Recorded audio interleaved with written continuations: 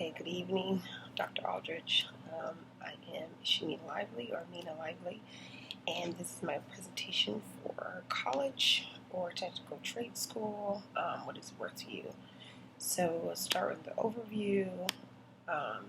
Is how we value education in the 21st century is kind of what is driving my research and to understand what is the cost-benefit analysis of attending a trade school versus a 2 to 4 year college or university. Why are we doing? Am I doing this research? It's because of the cost of college continues to rise, but we are seeing now a surge of universities or educational institutions incorporating that trade skill back into college, providing actual college credit for experience. So it's looking at a historical perspective, kind of how trade school was actually developed, and then asking those questions, our certifications as trade school, is it just as valuable as a 2 to 4 year college education? Also that balancing that or questioning the amount of debt that is incurred from a 2 to 4 year college education. I find that you have a lot more government programs that are apt to help you get into college, into debt, but none to get you out. And then looking at career and employment opportunities from both the trade school and from 2 to 4 year college education. What is the negative impact of government and social programs? Like, are they actually helping or are they hindering?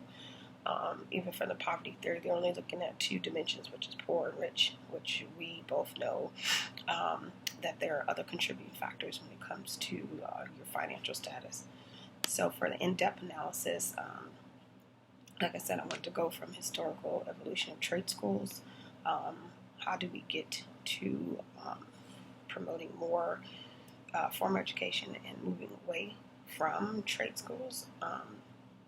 We talked about and remember we used to have shop in high school, and you used to have homemaking, you used to have welding, you have all of these different classes that were there to promote you or to provide an actual skill or trade, so that you would be able to find employment and I guess financially, stability, to take care of yourself or your family. Now that is, we're looking at, well, that's what the research is about, is, can you still obtain a trade skill or technical trade school now today, and still provide that same financial stability for your family as a CFO or a CEO.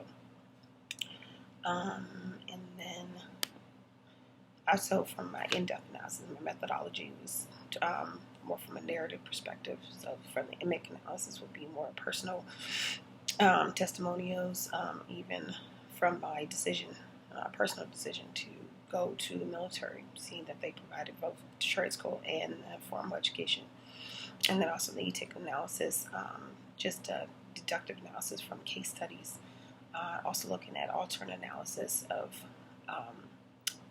something that, any case study that either confirms or goes against my research findings. Just looking at it from a different perspective. And then, once again, yes, looking at the poverty theory, looking at other dimensions other than poor versus rich, government system, how actually is it helping, and then possible programs that, or ways in which the government can actually aid without just throwing money at it. Applications, this is from my my chart. The test groups are the technical and trade school or certifications, college or university graduates, government assisted or poverty stricken, people who are limited, and then people who have unlimited resources. And the factors or dimensions I'm looking at was the leadership style, what styles are more prominent among more formal college graduates as opposed to trade school, or is there a difference? What are the motivations, intrinsic and extrinsic? And then attributes, what inspires them? Is it to be the expert? Is it to gain knowledge? Is it to, or, to be inspiring? What are their future goals? Because I'm sure that is based on how they're making their decision.